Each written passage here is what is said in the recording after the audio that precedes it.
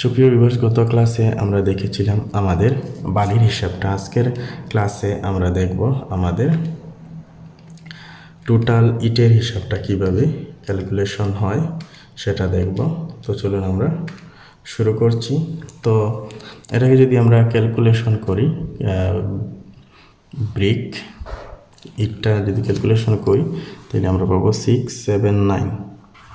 আমি 680 লিখে দিলাম।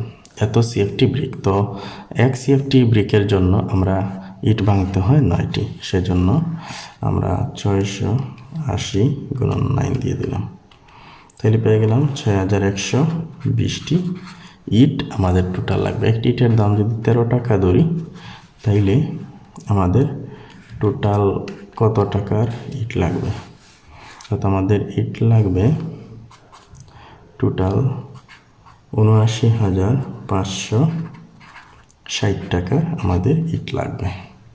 তো নেক্সট ক্লাসে আমরা কি করব? আমরা রড ক্যালকুলেশনটা দেখব।